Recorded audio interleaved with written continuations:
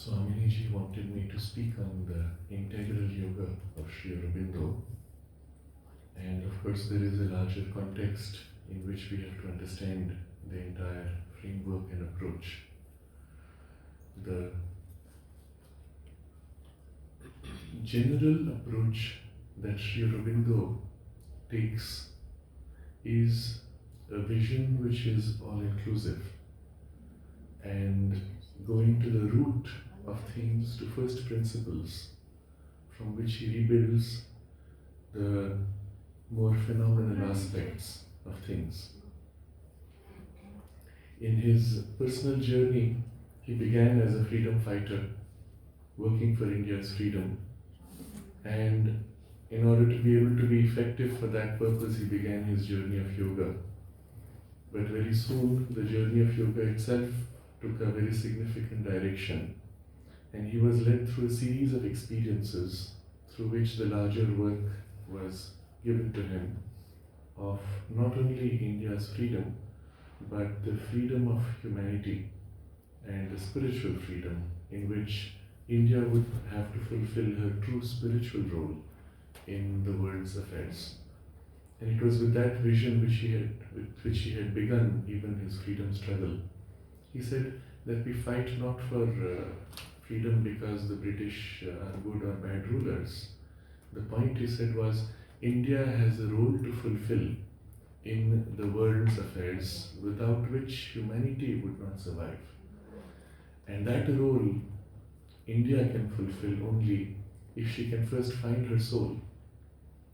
And only when she finds her soul can she reveal her spirituality, which is her gift to the world. In order to be able to find her soul, India has to be free.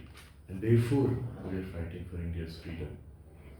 His work naturally took a significantly different form. It was shown to him that the freedom struggle would be completed by others, and that's how he entered his deeper practice of the yoga, where through a series of experiences, he was given the framework by Sri Krishna of the sevenfold quartets of the integral yoga, of which he has then subsequently extensively written and also taught. So I would like to put this in a larger framework. Sri Aurobindo calls it integral for three reasons. First, because the very nature of the yoga is to include all of human nature, including all of the faculties of human nature and parts of the consciousness. And so an integral evolution rather than a specific narrow part of consciousness breaking through to some realization. Second, the practice itself integrates all the different principles around which specialized systems of yoga have been created, of which I will be speaking shortly. And third, the realization of the divine itself is to be integral, in the sense that to realize the divine the way the divine knows himself, not to limit yourself to one aspect of the divine, losing perspective of the rest. The whole problem of the spiritual realization is that when you approach the infinite, you can approach from any different perspective. And any perspective that you approach opens you out to an infinite experience, which is so overwhelming that it seems as if this is all. Not recognizing that there are other aspects which are each infinite. And it's not enough to know many different aspects. You have to know the divine, the way the divine knows himself in the infinity of his aspects. This is where the religions get into difficulty. One approaches the divine as love, another the divine as power, and another the divine as knowledge, and they will always be in conflict with each other, because each says this is all, because this is the whole of the divine. So the realization of the divine in its integrality is the objective there. So there are three aspects of the integrality of integral yoga. Still, one could ask the question, why at all does it need to be like this? Yoga itself being union with the divine, as long as you get to the union, what does it matter? But the point Sri Aurobindo makes is that there's a difference between, or rather, the yoga itself takes on a different form depending on how you conceive the divine.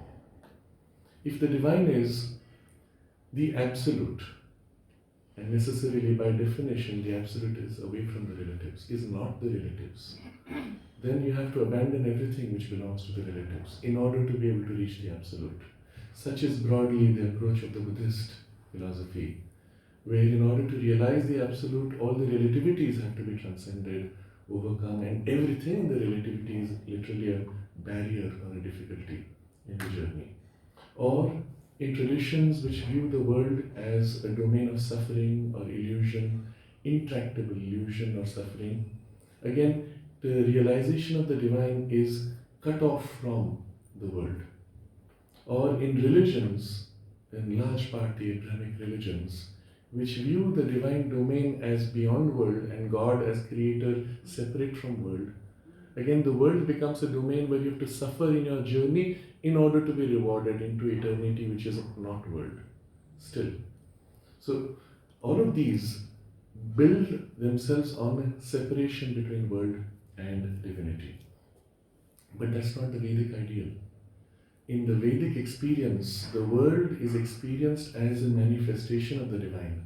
And Sri Aurobindo goes back to this underlying reality, because this is the only one which fulfills completely the problem of the dualities and the reality of the world, or unreality of the world itself.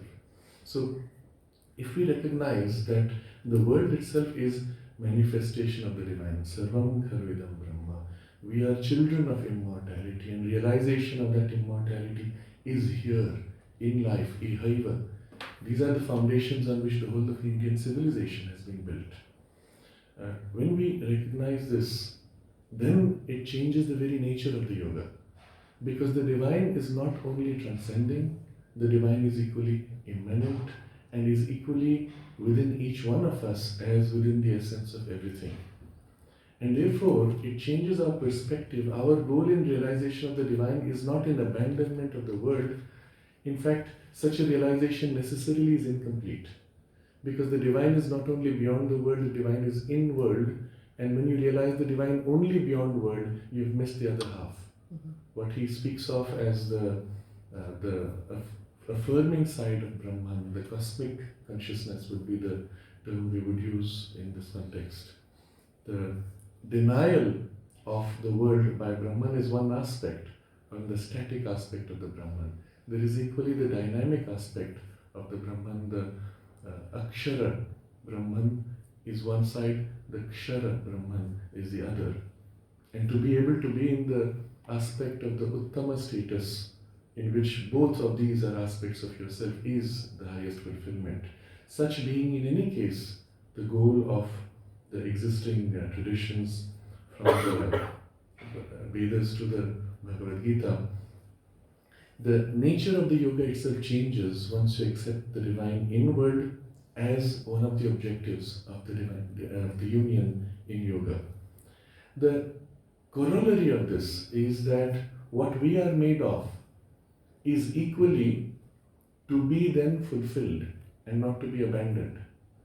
So if we have a mind which is incomplete, which is incapable, which is full of ignorance, cause of our sufferings, etc., it is only because the mind is still undeveloped, incomplete in its evolution.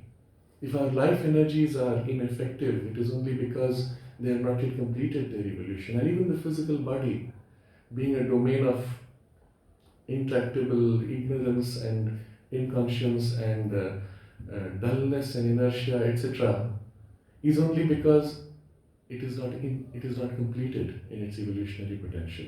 So the recognition here comes that everything within us is in fact representing an aspect of the divine consciousness, because the world is an expression of the divine. Everything in the world is an expression of the divine, however incomplete, however limited, however deceptive seeming. So when we look at the human body and the human design itself, we come to the recognition that we are a microcosm, the pinda, in which the whole potential of the divine macrocosm is represented but also in the evolution, it is the unfolding of this potential which is the character of our evolution. So rather than saying we have to cut it and get out of it because it's a trap, we now recognize the fulfillment here, ihaiva, in life becomes now the greatest priority. But how is that to be done? Because we have a limited capacity. And how are we to begin? Because we begin with our ignorance and unawareness. What is divine? It's a nice idea, but how do I experience it? Is there something within me that is even capable of it? Because I am finite, I am bound in finiteness, and the divine is infinite. So this is where Sri Aurobindo now takes the approach. He gives you a perspective of the existing systems of yoga that have been developed. And you will see in the big picture, and I won't have enough time to go into detail, in the Vedic approach to yoga itself, we find this very deep insight that the gods enter into us, take up their stations in the various faculties in the human being. All of our psychological faculties are presided over by the various deities, even as they operate in the entire cosmos. So there's this very interesting correlation between the microcosm and the macrocosm, but also the fact that it is the gods working within us which push, which develop, which lead to our evolution. And the whole of the Vedic yoga is built on this, on the invocation of the gods, on their establishment and on their nourishment. And as they grow, we grow with them. And as we grow, they grow in us. And there is this dual, very, very profound working together. And of course, I'm not going to overlap with Anuradha's presentation on the Veda later. But this idea then takes on much more specialized forms. It's as if each of the different facets or powers of our psychology were taken up by nature to be specialized into a system of yoga. And Sri Aurobindo explains nature's process. He says, she begins always with one thrust area, and then as that settles, she diversifies into many specialized streams, each taken to its extreme and then rejoining them to make for a rich and more great development. And again from there, again specialized streams to be rejoined in a still larger and richer development. And the yoga systems have gone through a similar phase, all originating in the Vedic foundations. What we see is series of specialized systems. So I'll briefly touch upon each one of them and their characteristics. He points out that each is built on taking one of the psychological principles within us, using a particular corresponding leverage by which the individual consciousness is then made to grow and enter in relation with the divine for the purpose of the union, for the yoga. The three well-known ones are the karma, bhakti and jnana systems. But what is the basis there? If we introspect on the nature of the human being, we will find there are three profound impulses which nature has implanted in us. And it's not because we wanted it, it's how she has designed us. You'll see a little child, a fetus in the womb, even before the individualization has taken place, and at a very instinctive level, the fetus hears the voice of father or the mother and turns his head. Mm-hmm. Now, in that single movement, you find these three impulses. First, the impulse to know. Second, the impulse to reach, to want now. And third, the impulse to act. And all these three are interwoven into this single one gesture. But as the individual grows, these three impulses become more distinct, and we find these within us. And we see how they work. At a very physical level, all of us need to exercise our knowledge or our desire to act in the world. But the driving force behind is the knowledge or the desire. Even to know is driven by desire. And the desire impulse itself, which in the more ascetic tradition becomes the cause of our binding, the cause of our suffering, is seen in the Vedic tradition as only the first emergence of Agni, the smoky flame of Agni. And Agni in his emergence purifies himself and grows to be the brilliance of knowledge. And so rather than killing it, which would be the way in some of the more extreme ascetic traditions, as in the Hinayana Buddhist tradition and so on, You have to purify and turn it Godward. But the impulse to desire is already there in you, and all you need to do is turn your heart's desire towards the divine, and the purification process itself is begun by that. And so this becomes the basis of the Bhakti Yoga and the Bhakti Marga, where a profound impulse on which literally all of human society is built, the impulse to affection and to love, now is made to transcend to the source of it. The very deep insight which we gain on the nature of love as a result. You see, the human love is necessarily smoky flame. It's always confused. It always has expectations and reactions to the desire unfulfilled and so on. And yet, the call of love or the promise of love is something so mesmerizing or so beautiful that you cannot avoid it. Why is that? Because there is a deeper truth that is lost in our normal human expression of love. So there's an interesting observation that the mother makes in this. She says that it's not the love someone else has for you which makes you happy. It is the love that you feel for others which makes you happy, isn't it? If somebody comes to you and says, I'm in love with you, you'll say, please stop bothering me. But when you feel love, then you are as if living in some kind of a heavenly state. Why? She explains, because the love that you feel is the love that the divine pours into you, which is eternal and unconditional. And in a sense, our experience of love is a reflection of His love that pours through us. Except that I don't know where it comes from. It just wakes up in my heart, and it is smoky, it is mixed with my desire. And how do you purify it? Well, turn it back to its source. Link it back to its pure origin. And so the Bhakti Yoga takes this direction that by placing your love, turning it towards the divine, obviously it does not mean cutting it off from others, but it means turning it to the divine in others equally. In the heart of each one, you recognize there is a divinity, and you turn your love equally to them, and to all things, to all objects, to everything in the universe, and to the universe as a whole equally. And naturally, the practices which follow in Bhakti Yoga are intended then to increase this aspect. And through the turning of the heart's love, what is the culmination of love? In the joining with the beloved, in the merging with the beloved, which leads to the yoga and the union. The specific forms of Bhakti Yoga and the variations within it, one need not go into now. They are well known, and it would take too long, but we understand the principle on which this specialized approach of yoga is based. There is equally the drive of knowledge within us, which becomes the basis of the Jnana Yoga. And again, this is something which is so deep that we can never avoid it. There are ascetic traditions which say, do not think, do not ask, just do, and somehow it's going to happen, which is also fine. But in the very act of suppressing our impulse of knowledge, we feel ourselves denied. Rather, if we turn the knowledge now and towards the very source of knowledge, and again we come to a profound insight here, that all true knowing is not informational knowledge, but an experiential, deeper nature of knowledge. And the fulfillment of knowledge is when you experience the truth of it in a way that you are one with it. And that's when you say, aha, I am what I know what I am. It takes an intuitive form rather than its informational and superficial form. And this too happens by the turning of our urge to know towards the divine. And how do you do that?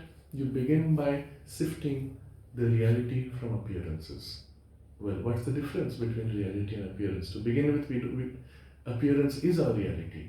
So there are many approaches, but the primary approach is to begin to perceive that which is permanent behind the appearance which is transitory.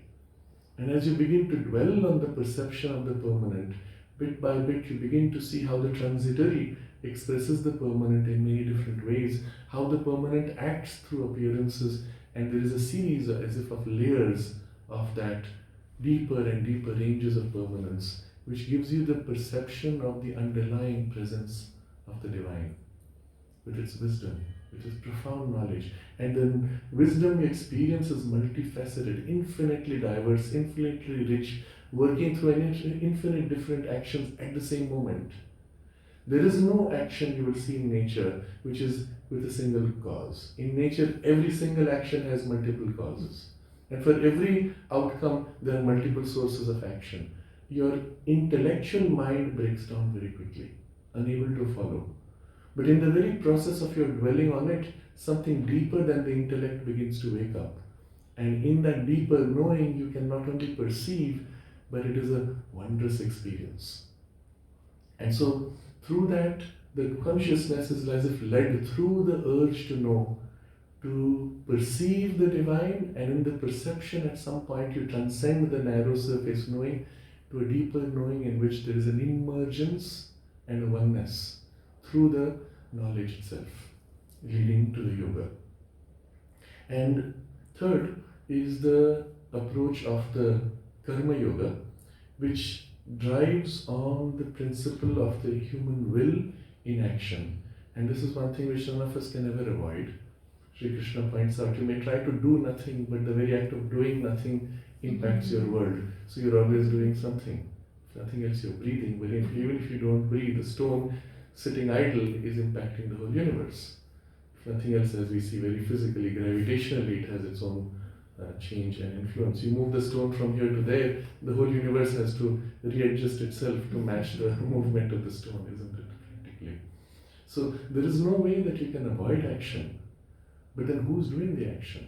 And when you begin to perceive behind the appearances, you realize that we are primarily driven by nature's impulses. And behind nature is a deeper cause or source even of actions. And all of our actions really go back towards that source. So in the nature of karma yoga, of course this is an understanding but we don't experience it. So in the nature of the karma yoga, you begin with first turning your will towards that. How? I don't know what is that divine. So you begin by offering the results of your actions, which are easy to do because anyway you can't control your results. You can decide to do something, you can make your effort, what comes out finally is never yours. And if you take a more practical form, especially with our younger students here who are in competitions for exams, you can do your best and you can still be last because others did better than you, and that's not in your control.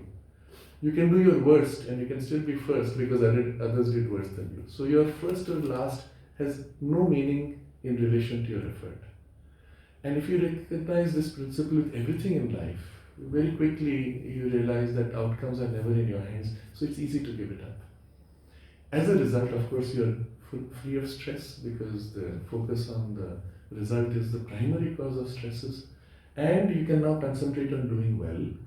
But already because your mind has turned, your will has turned towards the divine in the offering movement, there is a relationship built, a link formed, which in your doing your best, you feel something fills, something uplifts, and as if your action is lifted more than you could have done on your own. You experience it. And quickly this grows until a point comes where you realize, you know what, every time that I'm able to let go of the expectation of outcome and really offer my work, there's such a huge lift. And you realize it is that divine help which is actually making your work so much better. And increasingly you're able to let go as a result in consecration, in surrender, leading to the point where you realize I'm not the one doing it. It's the divine consciousness, the divine will working through me. Each time I give myself, it does the work. I'm only the instrument. Which leads to a third stage at some point where even you realize the sense of being an instrument was an illusion and you're able to let go of that, and there's a complete dissolution of the separative ego sense into the oneness of the divine, and the working of the divine will now flows smoothly, which leads to the yoga. So all of these three you can see are complementary to each other because they build themselves on three very different impulses, and there's no reason why they cannot be simultaneous. In fact, Sri Aurobindo points out the fulfillment of any one of these paths includes the other two. As your, let's say, karma yoga grows, you have the sense of the divine energy working through you, And as a result, you grow full of gratitude, and your heart begins to open. You begin to see how the divine intelligence works through your very simple incompetency. It can act to produce results which are so much more complex, and there is the perception in knowledge.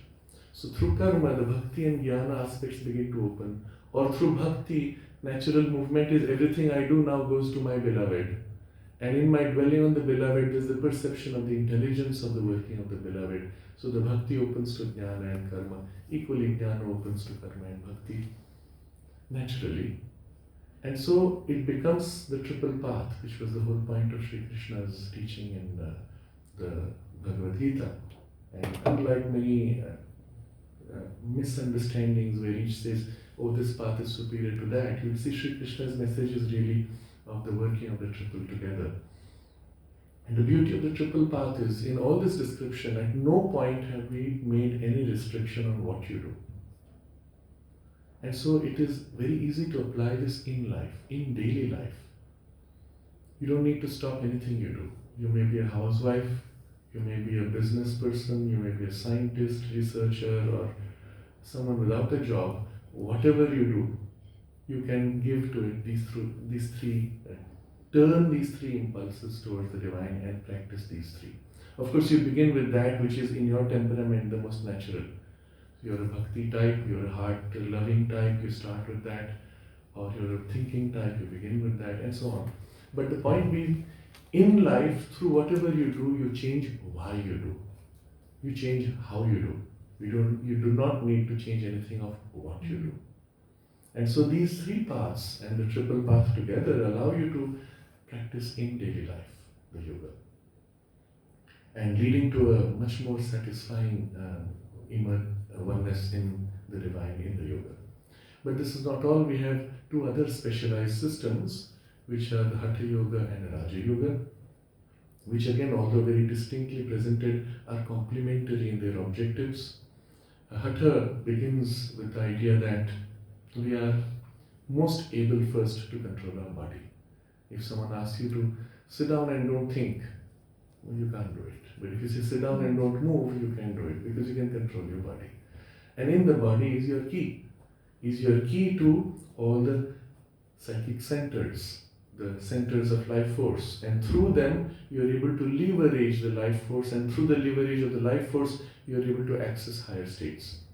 And so the whole basis of Hatha Yoga, using these two primary means of asanas and pranayama, first makes the body, it aims at making the whole physical consciousness as supple and wide and rich as possible.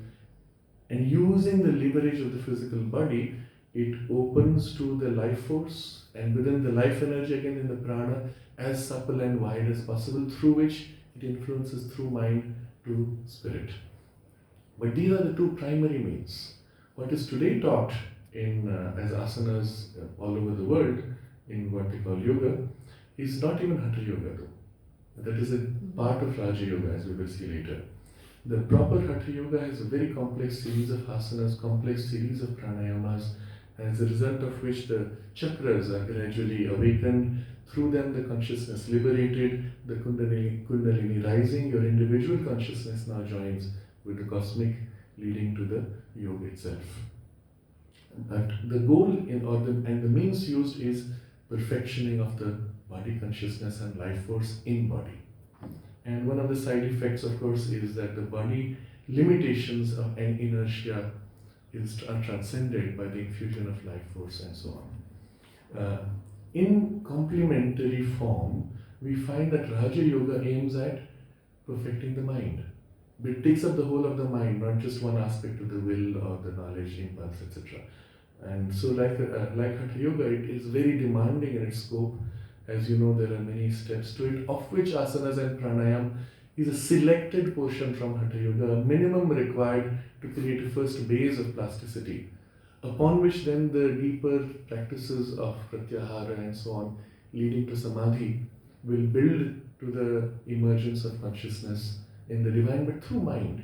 And so the basis of the principle of the Jnana Yoga is the recognition that we are first of all mental beings. And as mental beings, that is our domain of mastery, really. And if you're not master of your mind, you're not human being at all, isn't it? So that is your means, that is your key, and perfectioning of the whole mental being is your way, leading, of course, with similar results of the awakening of the Kundalini and the joining with the emergence in yoga. But you can see how the Hatha Yoga and the Raja Yoga are naturally complementary to each other, but both are so demanding because they aim at the perfection of the whole consciousness. They're so demanding that they cannot be practiced in normal life.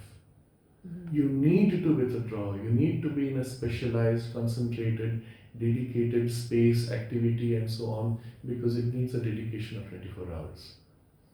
And the few people who have the heroic courage and strength and persistence, well, they gain their results, but way down after a pretty long time.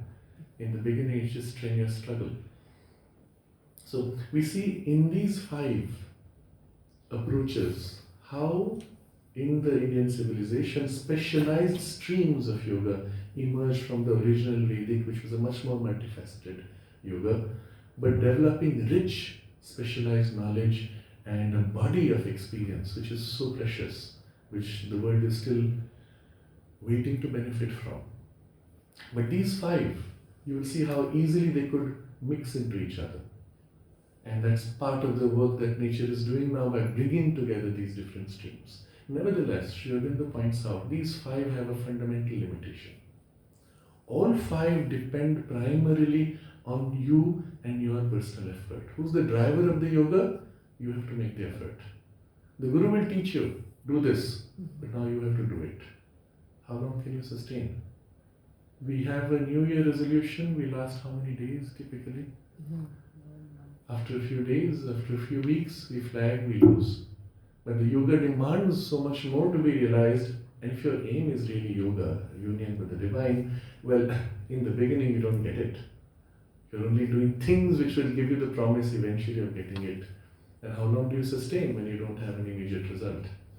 So necessarily all of these involve struggle, persistence, sustained effort, and need strong effort. All of these also are seriously flawed by our fundamental incapacity and ignorance and internal confusions and the fact that we are a fragmented person. You have doubts and conflicts between different things. You don't know what's the right thing to do when you end up with a problem. And so it's the hard way.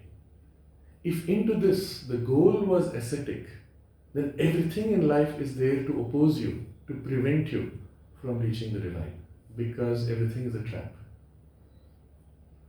Contrasting to these 5 is one more system of yoga, which Sri Aurobindo points to, which has a very different approach and none of these limitations. And that is the approach of what we call Tantra in India. If you go to the West, Tantra has a very different meaning. They have mixed it with Kama Sutra, which has absolutely no connection with Tantra. But if you see within India, what the Tantric traditions represent is the turning to the Shakti, worship of the divine Shakti, and the surrender to the Shakti because she is the doer of the real work. And by surrendering to her, you invite her, invoke her, she does the work. This is the fundamental basis on which Tantra is built. If you go to any of the Tantric schools, you will see it as a worship of Shakti at the core of it. Yes, there are texts which are related to powers, but even the texts relating to powers really start with Shiva and Parvati sitting.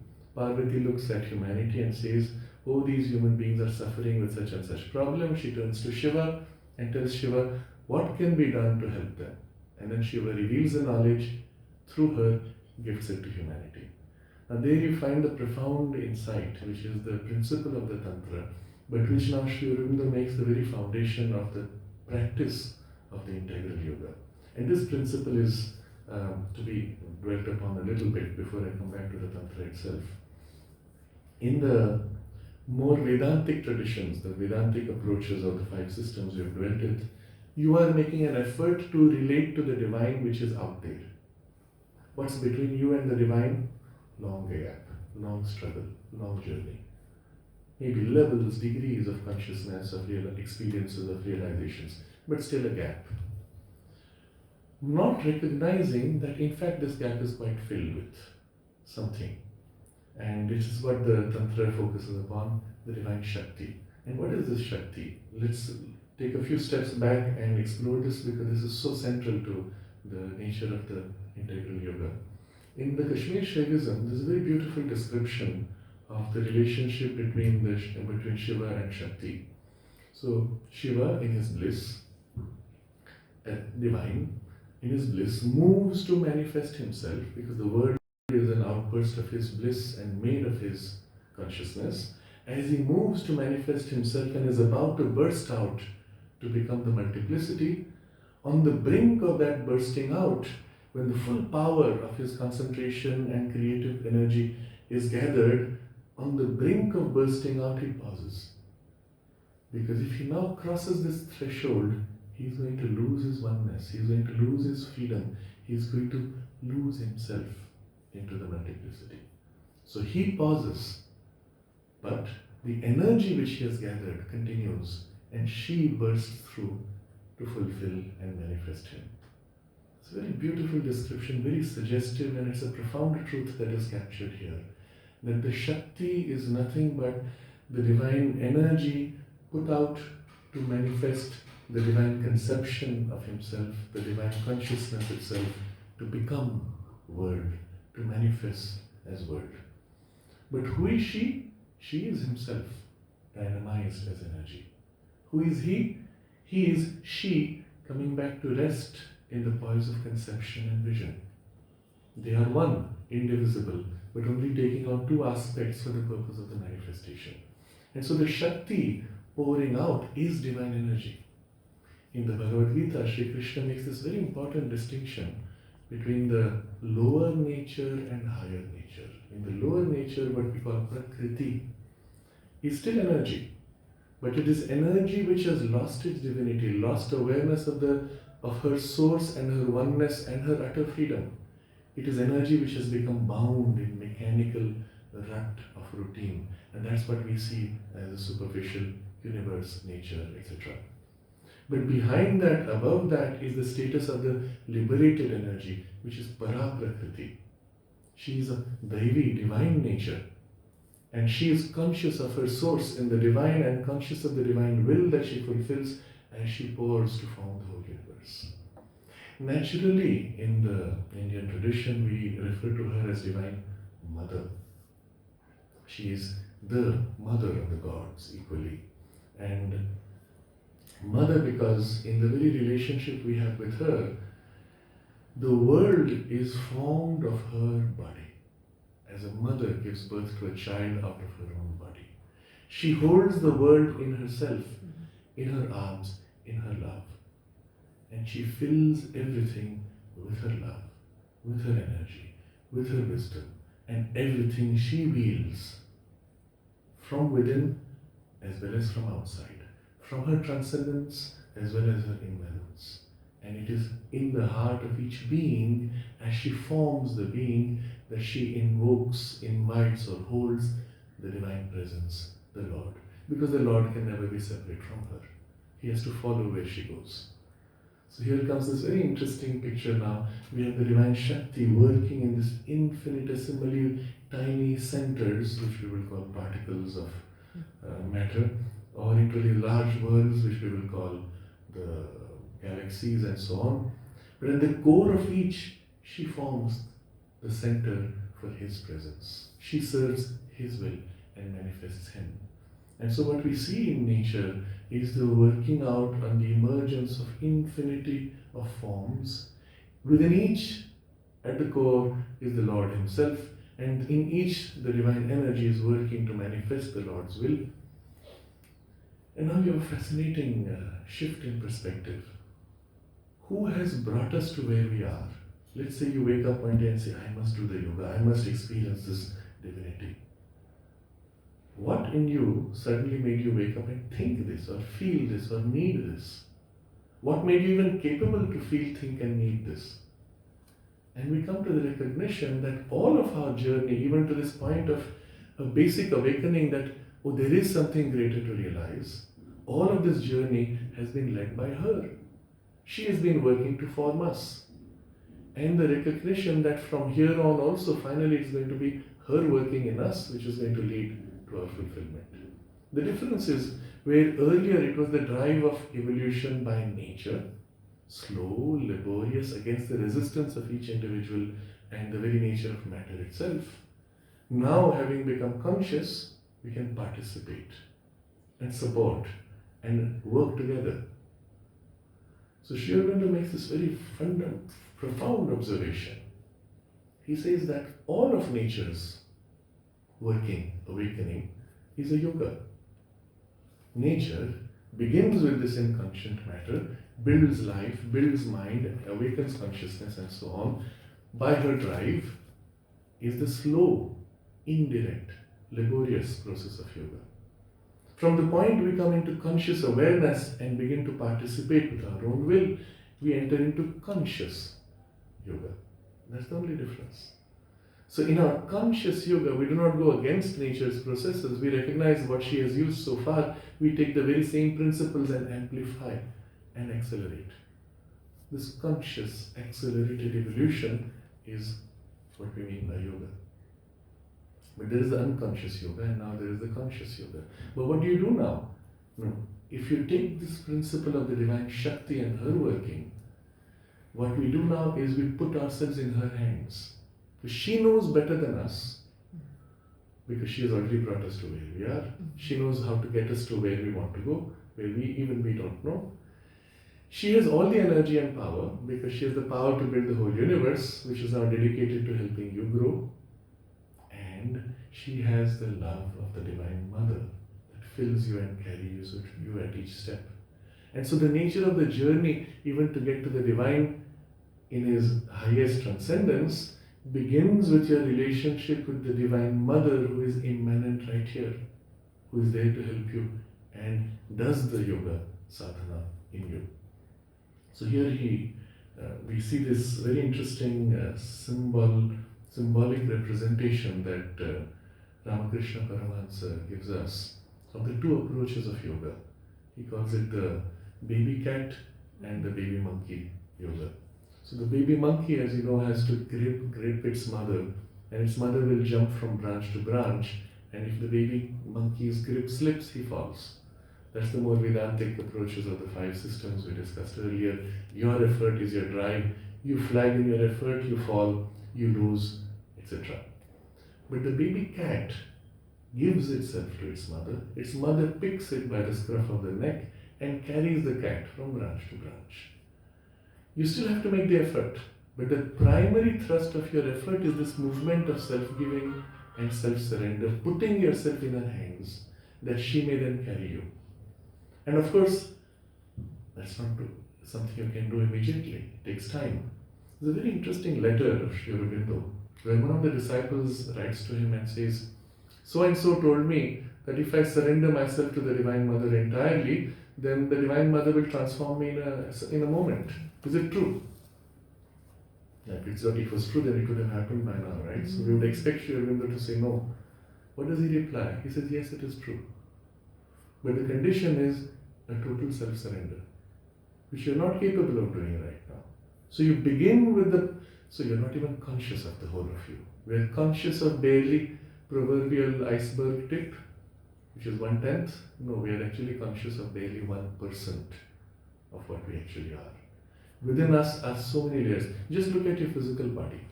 How much of your biological function are you conscious of? 0. At best you have sensations of a few things. Maybe you can control your breath, that too for a few seconds. You can control your movements, but even you're not really controlling your movements. If I ask you to lift a glass, you're not conscious of the muscles and the nerves which are working together to make you lift the glass, right? Your actual awareness, even of your physical body, is a very tiny, superficial 1%. All the rest is happening by that deeper, subconscious process of nature. But even worse in the domain of mind or in the life energy, prana. In fact, one of the first things that happen when we enter into the deeper ranges of the yoga in sadhana, we discover these layers within us and things happening there which are so terrible, so confusing that often there is a shock. My God, this is such a messy place. And often people hit a kind of a depression and say, I am so unworthy and so incapable, until they look into others and then they realize we're all in it, in the same really. And the very fact that you're conscious is the promise that you'll actually be able to change it. So, with all this to say that the recognition that we begin with a tiny part of us. In that tiny part, we turn to the Divine Shakti and say, here I am, I open myself, you act in me, I invoke her action, help. She then fills that part, not only opens it out, makes it more conscious, but through it she enters my deeper layers and makes me a little more conscious than I am. And so on, through a series of openings, which lead to greater openings, to greater consciousness, and so on, the yoga begins to spread. But as she fills, and to the extent that we give, the transformation is made. Our consciousness is awakened. To what? To the reality of the divine consciousness. But it is not enough, Sri Aurobindo points out. In the very nature of this objective of the yoga, it is not enough that we are immersed in the divine consciousness and experience that in all our parts. Even that is not enough. Because our parts currently are not fully developed. Even if we were able to feel the divine consciousness, the instrumentality of, let's say, our mind is so limited. It is an instrument of ignorance and incapacity and limitation. The divine consciousness, which is infinite and one, indivisible, met by something which needs to cut up and divide, necessarily your mind's experience of the divine consciousness will be limited and cut up. Your ability to express the divine will be limited and cut up. As an instrument, your mind is not capable. Emergence is one thing, but it's not enough. The goal of the divine is to manifest himself into the universe. And so the second aspect of the yoga is the first movement, which is awakening to the divine consciousness, but the second movement is then to yield to the divine will so that you may become complete, transparent, and even perfect instrument for the divine will. So in your mind becomes now more and more, as it is filled by the divine Shakti, it becomes filled with light and a plasticity and a wideness. If you go to the ocean with a cup and try to meet the ocean, what happens? Either you cut the ocean into a piece and say, I have it, which you don't, or you try to hold the whole universe, which makes your cup shatter. You can't. But if your mind, your cup itself now begins to widen, and there comes a point where the cup widens so much that it can embrace the universe or join with the universe, with the ocean or with the divine. And at that point, you're able to embrace the divine and contain the divine knowledge and become a clear instrument for the divine knowledge. And the same with the life energy, the pranamaya, and the same with the physical annamaya. That these three bodies that we have do not remain what they are, but are actually recast in the frame of the divine consciousness. That they become instruments, and even eventually perfect instruments for the divine consciousness. This is the real goal of evolution. And so this is what Sri Aurobindo calls a transformation. In fact, this is not a very new concept. If you look at the nature of evolution so far, you look at the flower or the plant, what is it made of? The plant is made of what? What is it made of? What is the substance? You'll say molecules. Where did they come from? From rock, right? So the plant is taking rock molecules, rearranging them to become now this living tissue, right? That's a transformation. It is prana taking annamaya, dead matter, and reshaping it, recasting it into its own terms, which is a transformation of dead matter into living matter. Similarly, what is our body made of? We eat the plant, the same molecules which were rock earlier, now go in and become conscious thinking tissue, right? Self-conscious thinking tissue. So it's a transformation by the manomaya, the mind taking up this life material and making it into mental material. And if now the next logical step is the divine consciousness taking up this mentalized living matter and making it a supra-mentalized living matter, would be the next step in the natural sequence of evolution. But as it takes up, and the power of the self takes up this material, it is able to wield it the way life could wield matter, the way mind could wield life, it is able to wield it in its terms. And this would be a divinized frame of our body, mind, life. And so Sri Aurobindo conceives of a new step in evolution as a consequence, which is inevitable. And the very sign that today humanity is facing this huge crisis where all the powers of the intellect have been brought to their insufficiency is the sign that nature is preparing this great leap from mind to above mind consciousness. It may take many intermediate steps, the first of which is what we call the intuitive consciousness. And you will see how everywhere, in every field, unless you have an intuitive power, you cannot be effective, you cannot be successful. It's a fact. Even in business today, the data which you get, you know is flawed, and you have a humongous amount of data, you don't have enough intellectual power to sift through it all. You give it to a consultant who you cannot trust finally, because he's really not responsible. And you have less time to act upon that data. You have to rely on a faculty which is more than the intellect, which is the intuition. And you will see those who are most successful are those who rely on the intuition. There's a very interesting study which was done recently, where a group of CEOs were given an envelope. They are all sitting in a room. They are given an envelope, and they are told inside this envelope there's a number which is written. Try to guess what the number is. Right? Ridiculous test. Guess what the number is. So the fellows write what their guess is. Then they do a correlation. They find the people who came closest to the correct number in their guess are the ones who demonstrated profit in the previous year. The one who were farthest on the correct number are the ones who demonstrated loss in the previous year, and in proportion. Which means what? That this ability, this intuition is what is really making them successful. But take this into any field of knowledge, any field of skill, whether it is the dances, it is the music, which is any of the arts or the sciences, the sculpture, mathematics, any field you take. It is intuition which is your primary leader, which leads to something which is exceptional. And if you look at all the Indian knowledge systems or skill systems or art systems, all of them were designed to build your power of intuition, integrating the intuition with a particular form of action. Even if you go to a martial art such as Kalaripayat, the whole training program is really building on the intuition and teaching the body to unite with the intuition. Now, if you look at a Kalaripayat warrior, let's say there are two of them, and we see these demonstrations, they have these extremely sharp swords, and they're hitting with full force, and if you look at the play, it goes tak, tak, tak, tak, tak. You go so fast, your camera has to struggle to keep up.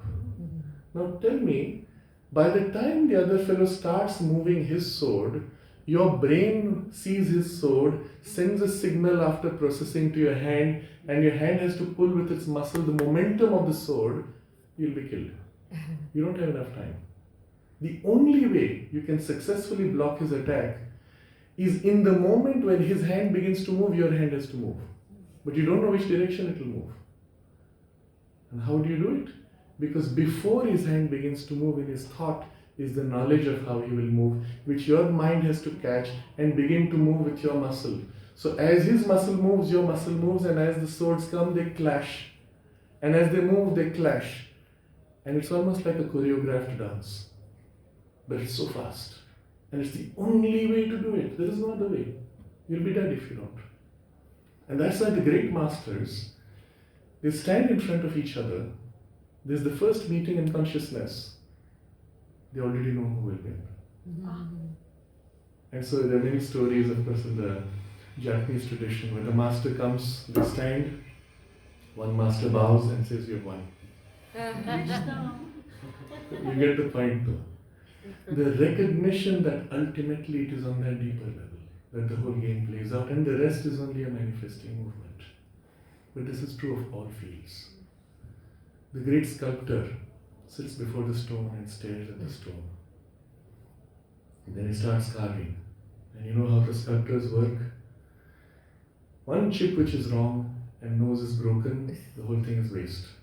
And he goes away carving in the hardest material. At the end of it, he's brought this beautiful goddess. And the villagers have been watching from day one. They come up to the sculptor and say, how did you know that she was hiding inside? And the sculptor says, because I saw her. That perception of she is there and wants to manifest, and the whole act of sculpting is drawing out the divinity hidden. And I'm using this as a metaphor for all of life. Everything in life is divinity hidden, waiting to be revealed. And the act of drawing out is spiritual life. And so in the Vedic conception, Sarvam Khalvidam Brahman. And yet, it is unfolding so that it can reveal more and more of the hidden Brahman. And as we are children of immortality, our own immortality, Amritasya Putra, our own Sachidananda, which we are in essence, which we do not yet know, has to reveal itself even as in our actions and in our expression in the world, we increase that. And in the expression of Sachidananda in life, there are three aspects or three forms or ways in which we manifest or express in the domain of form. Satyam, the truth; Shivam, the auspicious, the sacred; Sundaram, the beautiful. And these are the three ways in which we recognize divinity as it emerges, or all actions which lead to the emergence of these three are our means equally, and the nourishment for the soul. Now, all of these you will see make enormous sense in the context of this evolutionary fulfillment, which is the goal of the integral yoga.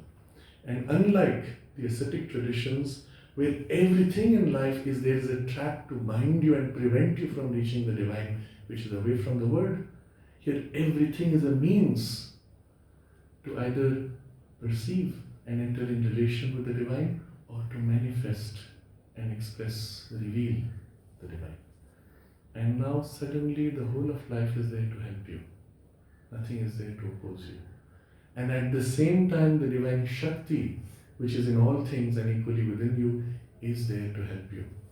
All that is necessary is that you align with her, you call her consciously and put yourself in her hands, the movement of surrender and consecration.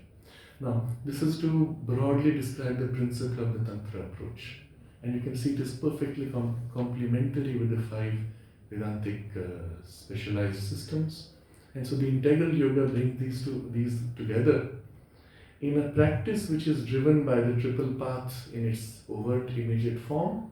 But at each step, there is a conscious personal effort of the Vedantic principle, but to put yourself in relation with the Shakti from the Tantric principle. And increasingly, as the surrender and relationship grows, she fills you from within. And it comes to a very profound insight. The intelligence which is within you, did you create it? Did you think yourself into making yourself intelligent? No, you just gave it at best a chance to develop through a series of actions, but it was there within you. The strength you have, did you build it? The body you have, did you create it? She built it. So we recognize that the intelligence within you is actually her intelligence. The strength within you is her strength. Even the will within you is her will. And so as you begin to open to her in these parts, you can feel her filling your intelligence and lifting it and growing. And so the nature of the yoga has a deep, intimate touch with the Divine Mother at each step. And long before you have the full experience of the Divine in His infinity, you have the experience of the Divine in His love and the touch of His energy and His Shakti. So at each step in the very nature of the practice, you grow from closeness to greater closeness. You grow from joy to greater joy. You grow from fulfillment to greater fulfillment. And the nature of the yoga itself undergoes an enormous change. So all of this is to describe broadly the framework of the yoga and its practice and why it is integral. And to quickly summarize, it is integral because it takes up the whole of our nature. Nothing is left out. It uses all of the different powers and principles which are the basis for the specialized systems to have a simultaneous multifaceted growth. And it aims at a full realization of the divine, which is also in the whole totality of the divine consciousness. I've not dwelt too much on it, but you get the sense. There are 3 outstanding features of the integral yoga, Sri Aurobindo points out. They are outstanding because they belong to none of the specialized systems. The first is that there is no precondition for the yoga. Unlike existing specialized systems where you have to be of a certain type of nature or you have to have attained a basic capacity before you can begin the process. Here, because it is following the very line of nature's evolution, you begin where you are. There is no precondition. Whatever your nature, because all types of nature represent only specialized aspects of the various principles used. So there is no precondition, you begin where you are. Second outstanding feature is that all activities of life are included or can be included. What you may find is some are more conducive to your nature or your need, others may be less conducive, but in principle nothing needs to be cut out, nothing needs to be avoided. Whatever you do can be taken up and made a means for the yoga itself. And third, that there is no fixed sequence or process. Doesn't mean there are no sequences or processes, there are, and we have discussed many, but they are not fixed. Because in the very nature of the human character or human personality, we are multifaceted, and sometimes one part grows faster, then it pauses while other parts catch up. There are phases where parts will harmonize and then again break apart for specialized growth and harmonize. So it can be a very rich, multifaceted process, distinct for each one according to your current state. In practice, it takes a very practical form. In your entire awareness, in your entire nature right now, as you are in this very moment, you put yourself in relation to the divine Shakti or the divine consciousness in whichever part is most open and receptive right now. Begin with that. From there you widen, deepen, etc. And if tomorrow it's a different aspect, practically it just means at this moment you do what you can to deepen this relationship. So this gives a very broad framework, but there's one key principle which is implied in the larger goal, which is the full transformation of human nature. Since that cannot be done on the strength of your mental, intellectual power, which is very limited, and is done on the strength of the divine consciousness, there's a very distinct factor here, which Aurobindo calls the supra-mental consciousness, which is above mind, as we have already discussed. But what he means by that, it's not a newfangled idea, it's not a new term, it is in fact very deeply, intimately rooted in concept in the Vedic experience itself, where this consciousness is described as the Vijnana and the Vijnanamaya, which in later traditions has been identified with the intellect, leaving a gap. Which is why you will see in many of the current Vedantic traditions, you have the human mind and then you have self and nothing in between. And so mind cannot know self, and there is a leap in between, and self having reached, mind becomes irrelevant or incompetent as an instrument to even express self. But the Vijnanamaya of the Veda is described as Satyam, Ritam and Brihat, which is definitely not the description of the intellect. It is the truth, the right, the vast, which represents this consciousness which we alluded to earlier, which is much wider. It is the creative power of the divine. It is in fact that status which I described earlier, where Shiva or the divine concentrates himself to release, to become multiplicity, but pauses at that point. It is the full concentrated creative power of the divine in which all multiplicity and all potential is held and known in knowledge that is power. You see, in the human mind already knowledge and willpower are separate faculties. So you can know, but you can't act. Or you act, but you don't know why you're acting. But in that poise of concentrated creative tapas of the creation, knowledge is will is knowledge, and there's no separation. And it is that consciousness which Aurobindo calls the supra-mental, because in the English language, and to distinguish from the current understanding of the Vijnanamaya. And it is the mind awakening to that which is our next evolutionary leap. I don't say step because there are many intermediate steps, of which intuition, as we saw, is one of those, the first perhaps. But what's the relation between intuition and this supramental? And in the Veda it is described like this: the supramental Vijnanamaya is the sun in its splendor, the full body of the divine consciousness, of which intuition is a ray. It is the first finite point of contact with that infinity of the Mahas, the supramental. And so the flash of intuition which comes is a finite flash, but in itself is a light of truth. It is never wrong. And in the beauty of the intuition, it is never wrong, it is exactly right, but within its limits, because it's finite and it knows its limits, and it knows where it is not, where it does not know. So in the Veda, the transition from the mind to the Vijnanamaya, or the supramental, is described through many intermediate steps, one of which is the development of the series of lightning flashes of the intuition, which build. So you want to know what's the problem here, you concentrate, flash. But this I need to know now, you concentrate, flash. And through a series of flashes, you can access whatever knowledge you need. But in time, as your consciousness widens, the wideness of the flash itself grows. So in a shot, you get a larger picture. In a shot, you get a larger picture, until it rises to the consciousness where you see the entire cosmos in a single flash, but from one angle or another. And this is the domain of the gods. Each god is the entire cosmic operation from one specialized power or working. So you can see a very logical sequence from the intellect all the way to the highest supramental. I've not gone too much into detail, but there's a continuum. There is no gap. In fact, one of the most interesting insights, and you'll see this in the Veda, it is especially elaborated in the Kena Upanishad. The most interesting insight is that for all of those higher workings of the divine consciousness, for all those powers, the intellect has its corresponding representation.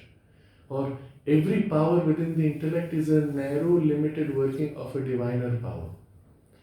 Already suggesting that our mind is ready to begin an ascent. If you take each of these powers and begin to open them to their own source, your mind begins to grow and rise to its own supramental and divine fulfillment.